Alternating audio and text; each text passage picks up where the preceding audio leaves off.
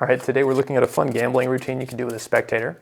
They have the freedom to shuffle multiple times. It's a really good trick, so I hope you guys enjoy it. Let's do the demonstration now. So first of all, you just cut the cards for the spectator to shuffle, and you tell them we're going to play a poker game. I'm going to get all the face down cards, you're going to get all the face up cards. Doesn't make sense yet, but you'll see what I mean here. So from there, the spectator takes the cards, shuffles them like so. You can see it's a fair shuffle. And this time you say, look, we're going to take some of the cards and turn them face out, some face down. We're going to shuffle those into one another like so. You can see that's a fair shuffle. And you're going to say, hey, we'll do it again. We'll take some cards face up, face down. You can even have the spectator do it once again. Shuffle those cards face up into face down. And you're going to say, I'm going to beat you no matter what. You can even have a prediction on the side. In this case, I'm envisioning a flush. Straight flush. I'll show you what I mean. So he can deal those cards. Let's say we get 5 cards each. So 1, 2, 3, 4, 5. So I have my 5. Now he just needs to get his 5. So look at that. Actually, not a bad hand. A pair of jacks. Question is, what did he give me? Sure enough, that's a 4, 5, 6, 7, 8. Straight flush. How about that? Let's learn that. All right, welcome back to the Magic Academy. Today you are learning an awesome gambling demonstration where a lot of the magic and impossibility is actually done in the spectator's hands. They're able to shuffle the cards. They're able to turn over either pile and shuffle the cards into one another. And you get this perfect straight flush every time. So let's go ahead and look at the explanation. I hope you enjoy it. It's a great one. All right, so for this card routine, you start with ace through 10 at the top of the deck. You can use any suit. The hearts are just a beautiful suit. You can't go wrong with the hearts, right? And from there, you go into setting up the deck by doing an overhand shuffle. So you're undercutting half the cards and then in-jogging one card and then shuffling the rest of the cards. From there, you'll have that in-jogged card that you can now push forward.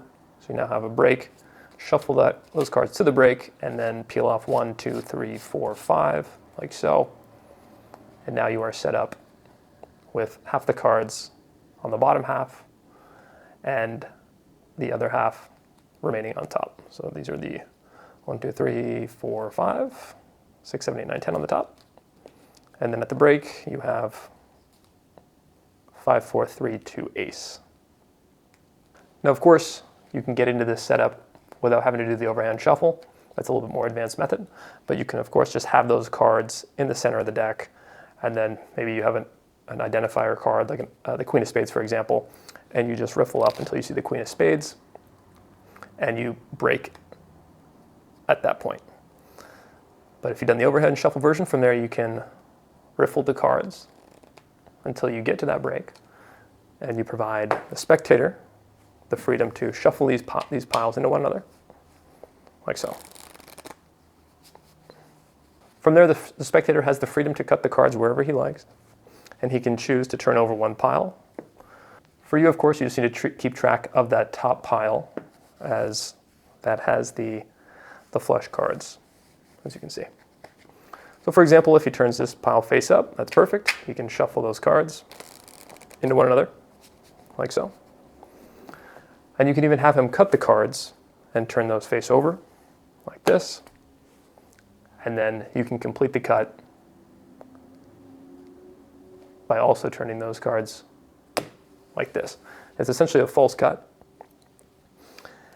And after that false cut, you can see that your cards are face up. So once you complete that cut, you grab the cards and turn them back over.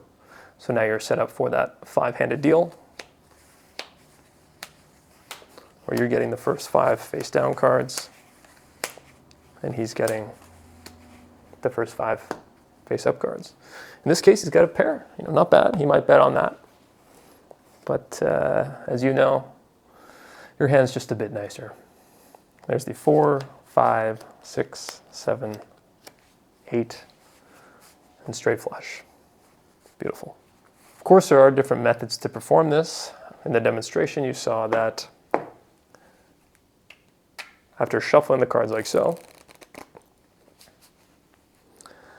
I did 2 shuffles of face up into face down. And what did I do? I cut about a third of the deck from the bottom. That's about a third. Turn these face up. And when I riffled about 10 cards or so with the face down pile before riffling the cards into one another.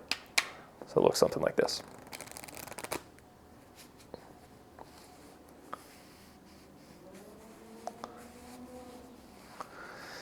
Because now when you go into the second riffle shuffle, which you can have them do, it's going to make sure that the face down cards that you're dealt are going to be the flush cards. So you can have him go into another shuffle like so. And once again, you can go into that routine of giving yourself the face down cards.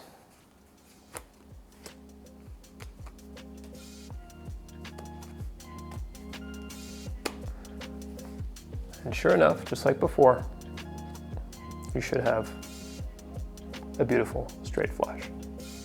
That's 3, 4, 5, 6, 7. A beautiful principle that makes this magic work every time. It's a great card trick. Hope you enjoy it. Stun your audiences. We'll see you next time.